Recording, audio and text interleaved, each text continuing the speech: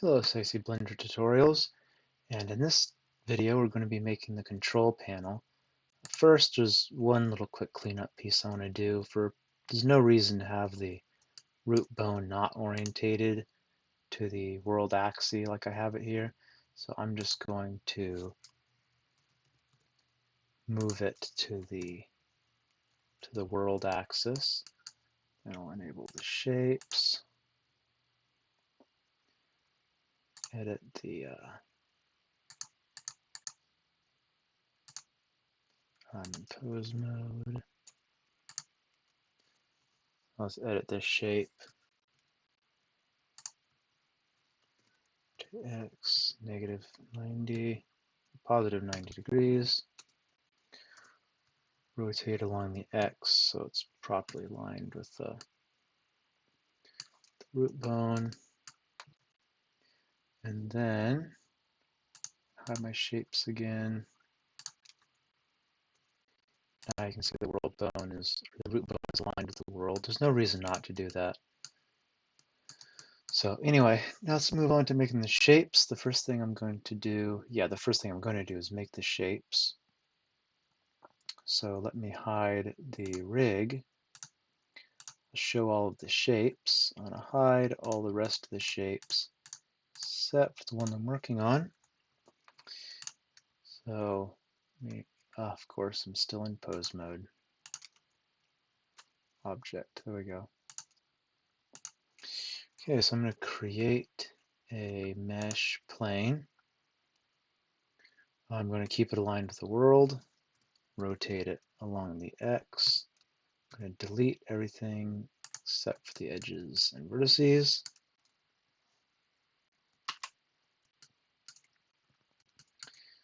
So this is where the frame is. Now I'll add a few sliders. So what I'm going to do is set the sliders. I'm going to make it 1 unit tall. 2, 3, 4, 5, 6, 7, 8, 9, 10.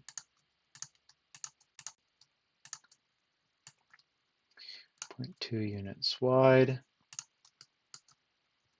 Nice fat sliders. Create 2 of these, a padding of 2 on each side. Actually, I'm going to divide the section for the action into its own area. So I'll pad that 2 on the side. Section to grid. And I need to add a circle. I'll just use, I'll keep it at 32. But I will set it to a radius of 0.25.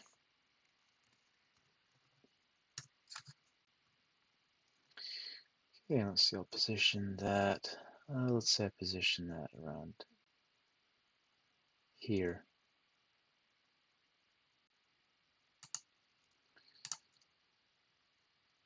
And then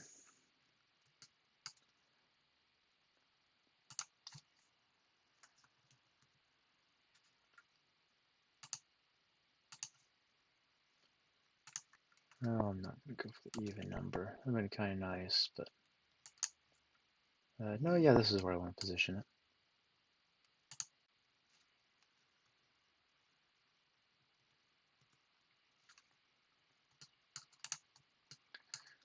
Okay, and this is the dial that will gauge the action. Then, actually, here's what I'm going to do.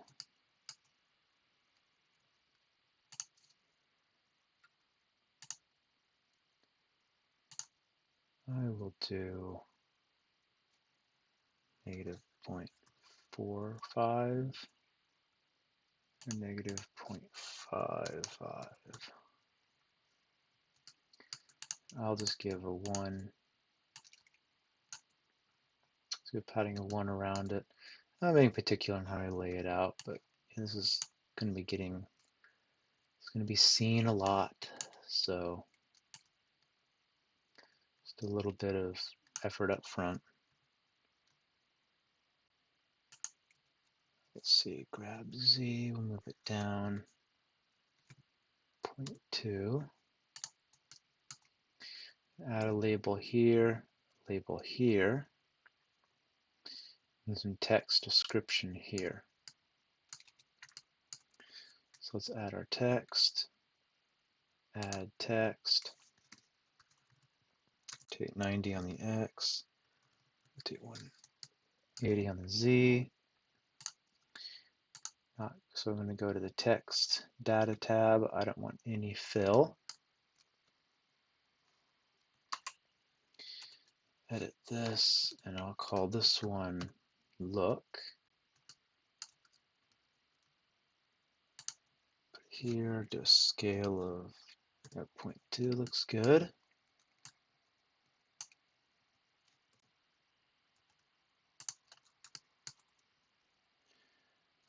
I'll do a shift duplicate.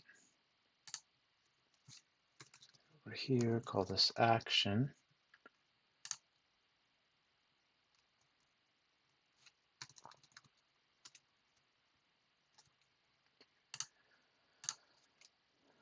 Okay, those look good. Shift duplicate this again, and I'll scale this to be half the size.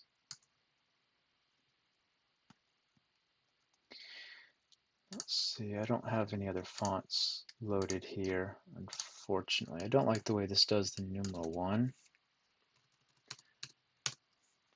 But just the way this would go is, let's see, 1 rotation.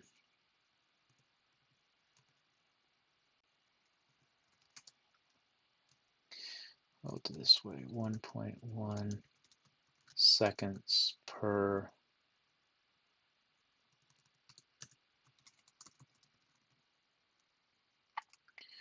rotation is normal speed. Do 4 normal speed.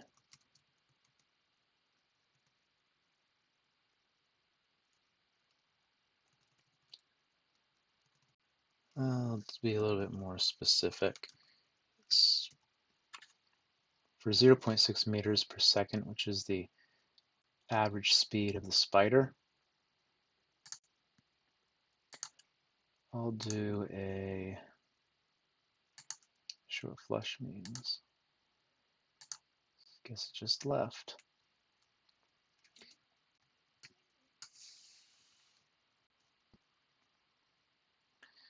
So let's leave that label here.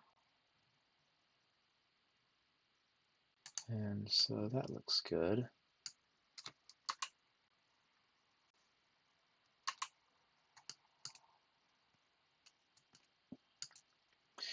Okay, so all of these need object convert to mesh, object convert to mesh, object convert to mesh.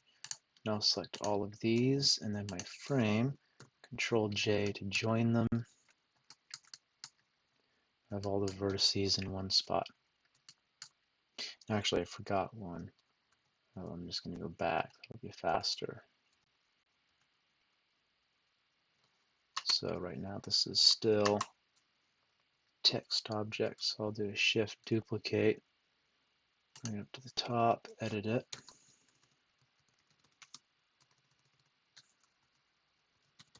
Okay, spider.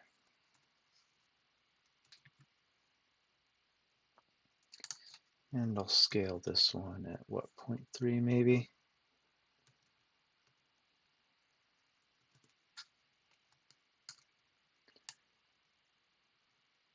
It's a little big, but it'll be fine. Convert to mesh.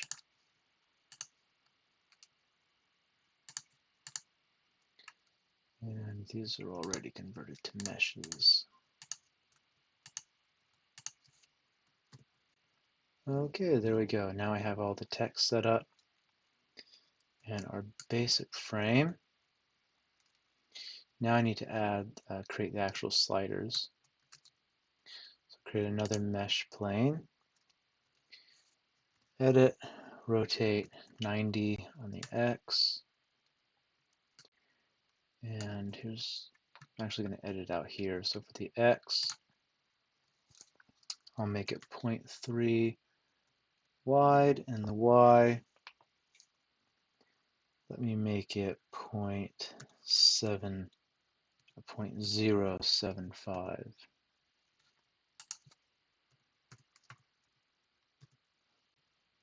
Whoops, that's in the Z, 0.075.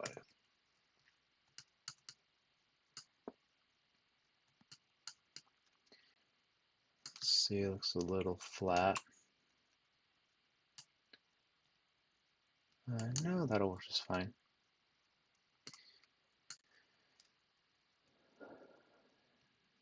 Okay, select everything, or I want to edit this.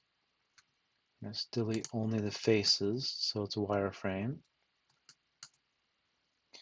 I'll call this shape dot look slide. Well, I'll do slider look. Doing slider first keeps all my slider bones alphabetized.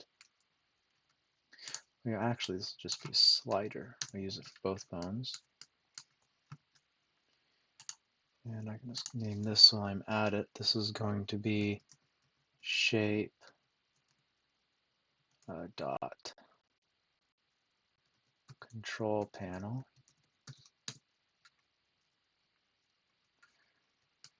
And then I'll need to add another shape.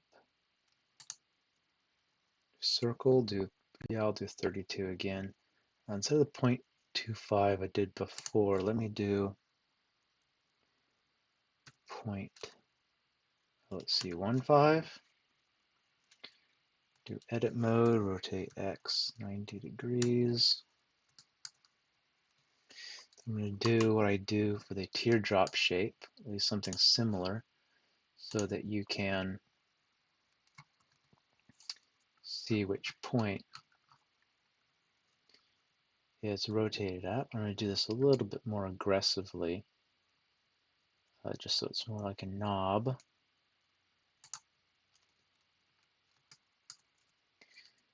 And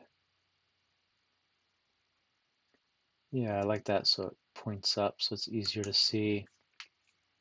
It's easier to see how it's set up, or which way it's pointing. So we'll call this shape dot dial. And I think that's about finished setting up for making our shapes. So let me unhide all of this. I'll hide it back again. We'll bring back the rig. Now we're ready to edit the rig. So I'm just going to I'll duplicate the root bone for this. So I'll just duplicate it and put it in a few spots. So up here seems okay. I'll put it right above the spider. So put it right above it right here. I'll call this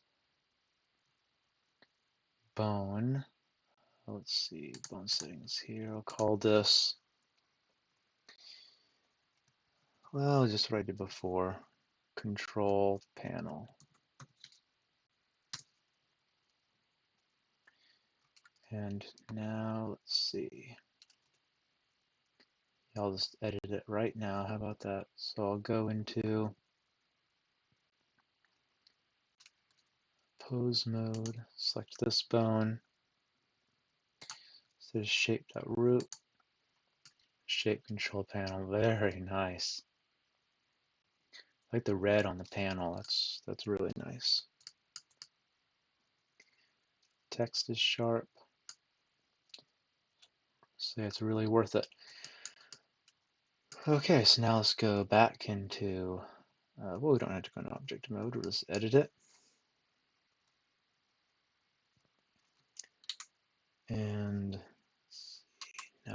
do is we're going to have to duplicate this and turn the shapes back on so I can get some kind of, yeah, here's what I'll do. I'll set it so that let me go back into pose mode.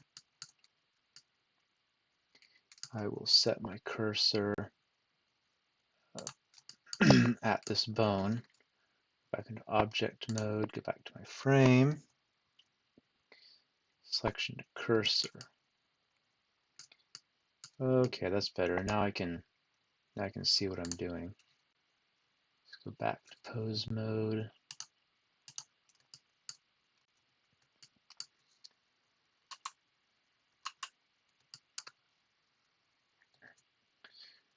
Okay, so we'll start the slider up here, but it will actually be a little bit higher than this. Z 1, 2, 3, 4, 5. So it'll be right in the middle of that. And this I will call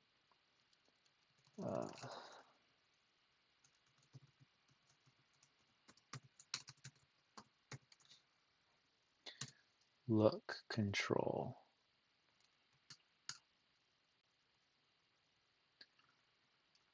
Then let's see, I'll duplicate this for action control.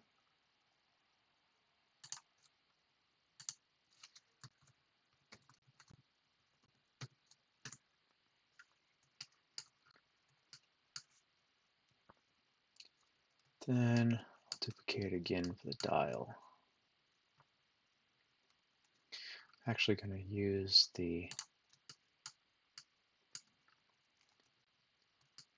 actually, what did I do with that? That's not supposed to be.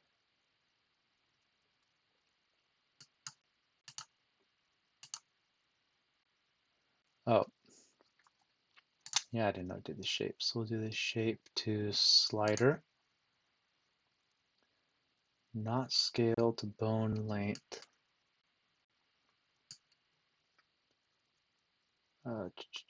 Wire, oh, I don't know why that's so big. We'll work that out. We'll work that out in a bit. Oh, of course, that's why. Rookie mistake. I have to apply the scale on that object. There we go, now it looks perfect.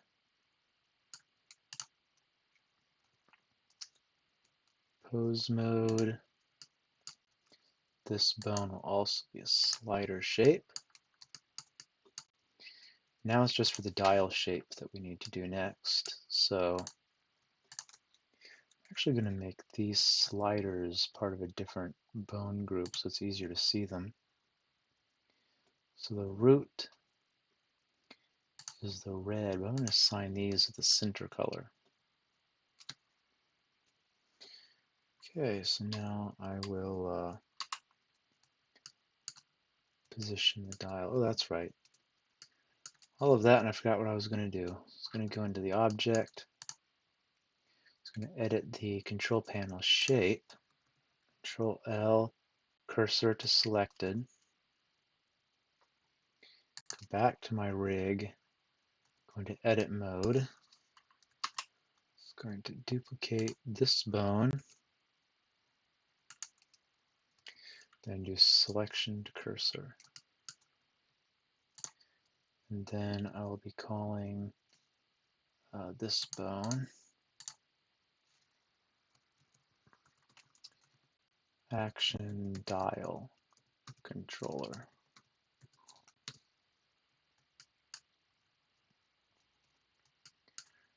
Okay, we're going to pose mode, and then for this, I'll want it to be the dial control, the dial shape.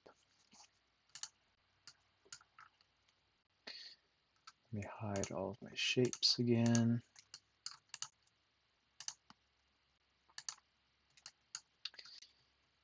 Cursor out of the way. That looks very nice. Okay, so took a while, but we have all of our shapes set up. Now for the next step, we're going to have to actually set these up for the drivers. So notice that I have both of these on by default. So what I'm going to do is go to my first bone. We'll start with the head. So here's a track constraint. We have the influence slider. First, we'll select this bone. We'll just set up our constraints first. Add bone constraint, limit location. So what we'll do is we'll completely disable the Y and the X. Make sure we're in local, yes. I'll completely disable all the rotation and all the scaling. And then here, just in case, I will completely block out even the transformation of each of those spaces. I will let it go down to a minimum of -1. So now it can go from 1 to -1. I actually don't see. I'm not a big fan of it starting out going down to -1. Might reposition this so it starts at the bottom.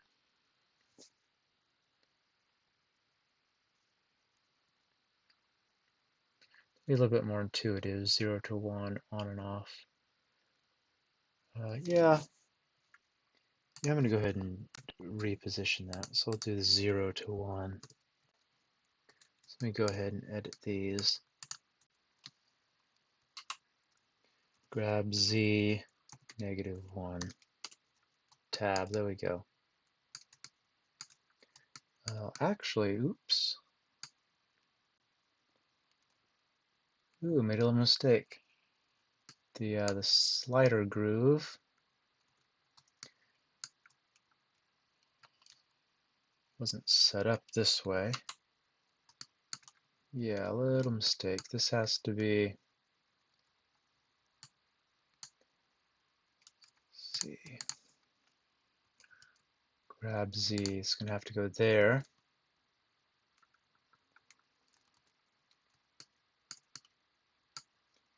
So this is the motion of the sliders.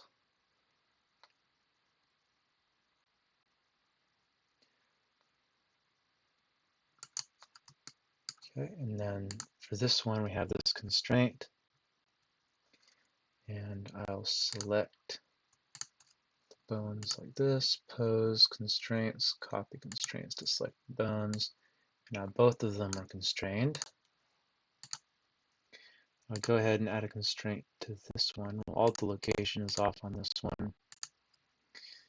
The rotation, it rotates about the, what axis is it? That's the y-axis. So I'm going to set this up to be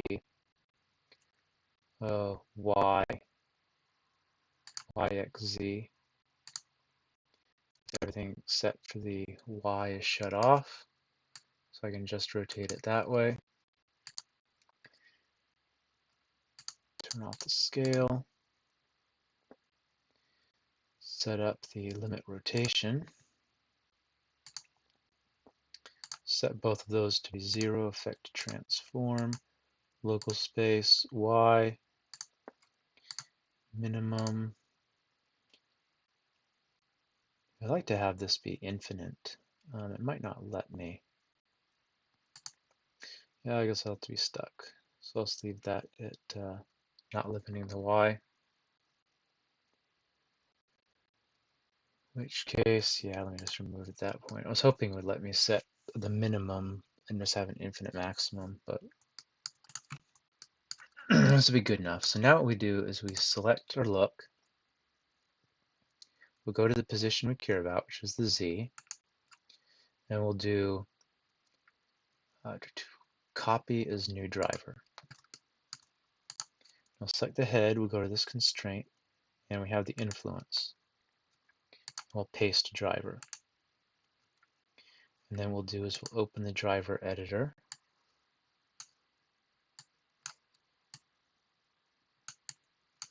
In this case, I've set it up so it's 1-to-1. So it just makes our job easier. So we don't have to do any complicated remapping. So all we have to do is go to the F curve, and we'll just delete our keys. It automatically does 1-to-1. Well, you don't have to delete your keys. I think it's already set up by default. But when we close this and we adjust the slider, you can see that the constraint changes. So let's actually do a better demonstration of this.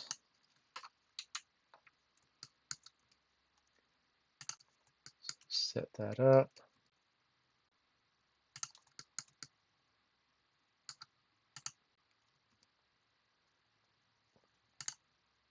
You see how that works, and you can rotate the head this way, and then you can adjust the slider, and it moves from where you position it in FK to the look target.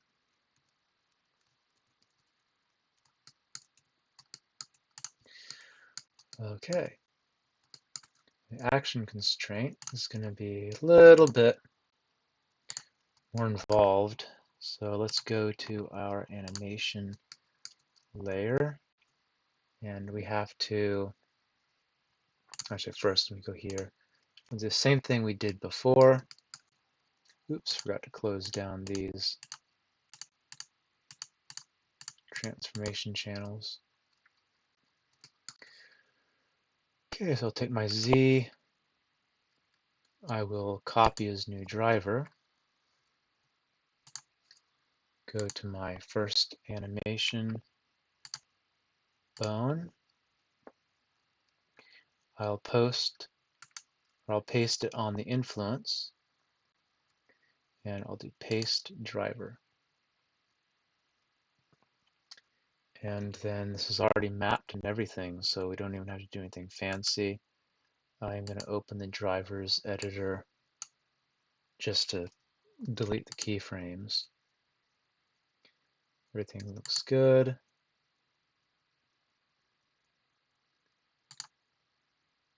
All right, yeah, it looks good. So now what we do is I'll just copy this driver, and I'll go through every single one, pasting it. Paste driver, and I'm doing it on the influence. We'll do the evaluation time in a minute. That one's going to be a bit more complicated.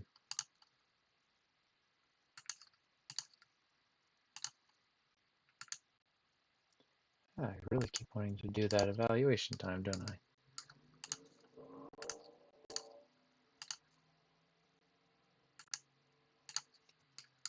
Okay, so now we have all those constraints, and if we go back to our main panel, and we were to grab that, you can see that now it follows the animation constraint.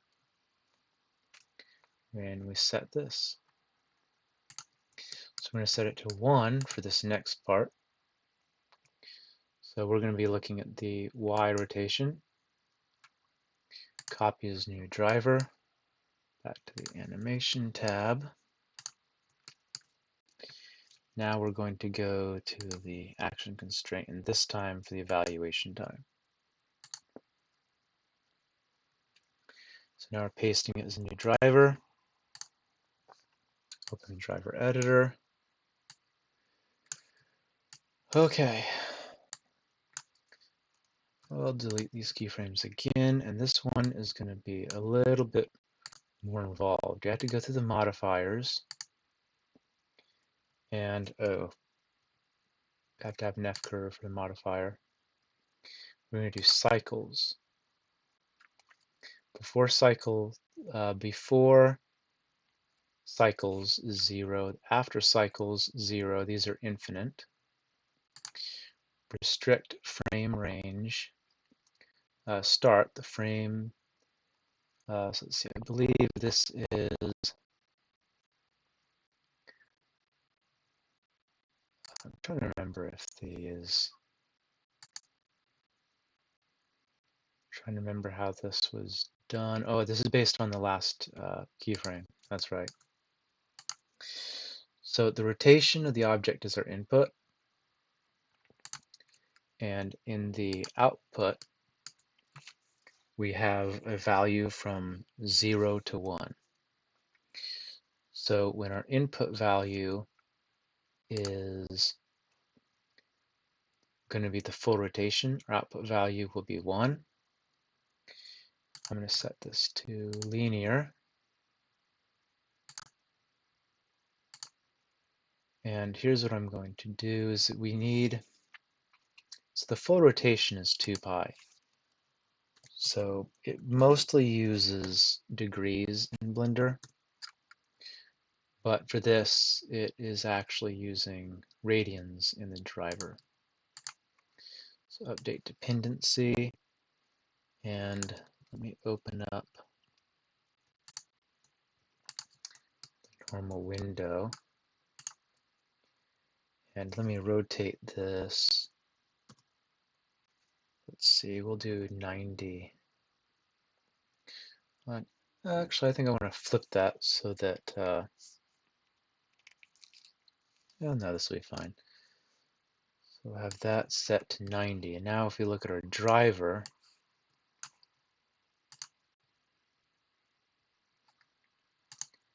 on our bone,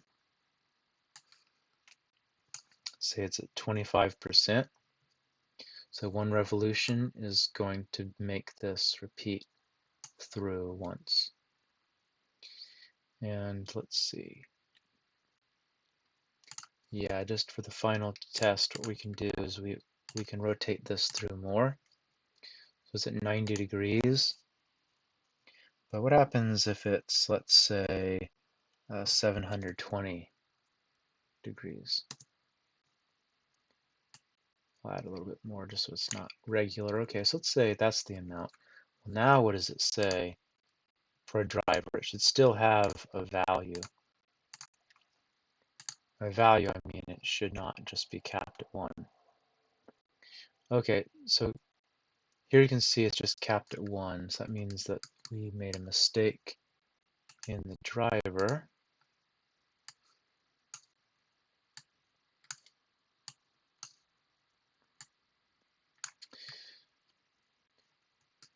So let me open this up to see more of it. Yeah, it's not doing anything after our keyframe. So let me go back to the modifier. Wait a minute. Evaluation time. Did I add it to the wrong driver? Oh my goodness, yeah, I added it to the wrong driver. Okay, well that would explain the problem.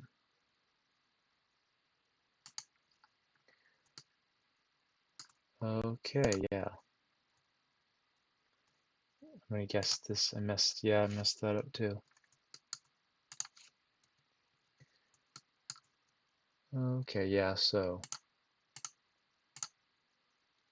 Alright, so this is where we want to be, is the evaluation time. And yeah, for these,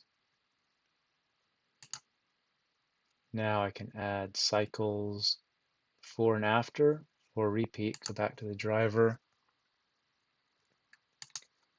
add something at 0,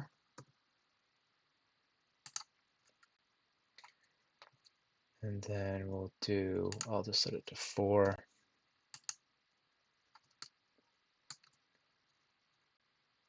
Let's see, actually.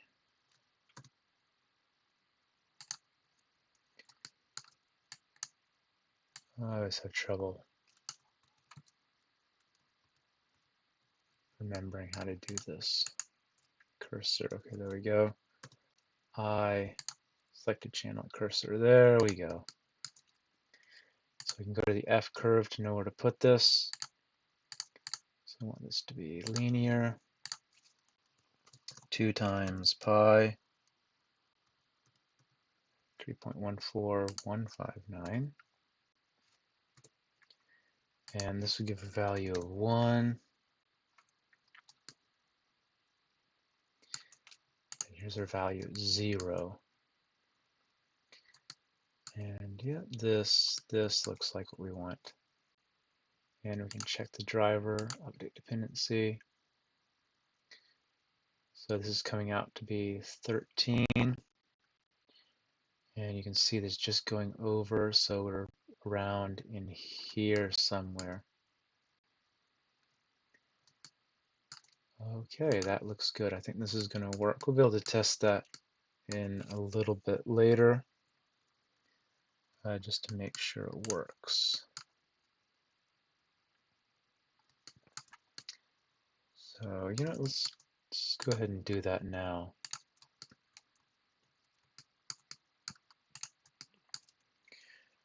Okay, so now that we know this is working, we can copy the constraint to everything else. So let's go to see the animation bones, go to the constraints, copy driver, we'll go here and paste the driver, and we'll do this to each one. And I have it playing so I can tell it's working as I go.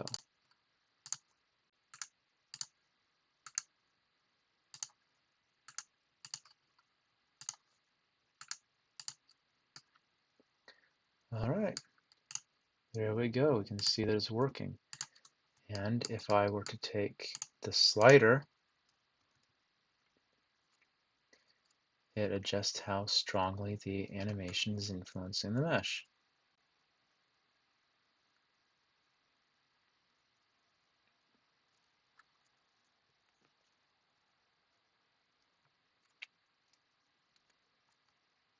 Now, suppose if you didn't like the way it moves up and down,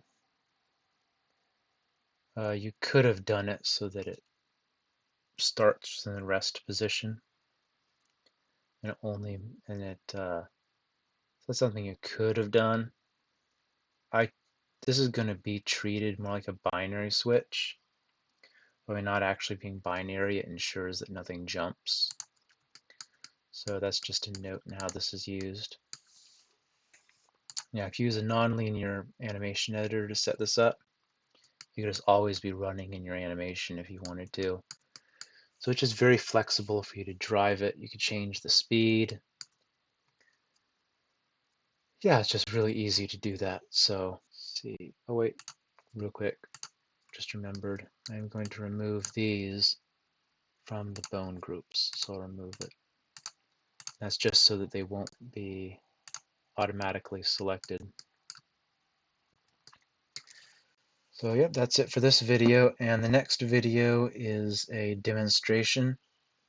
We'll just show what it's like to use this rig for animating. So I'll see you then.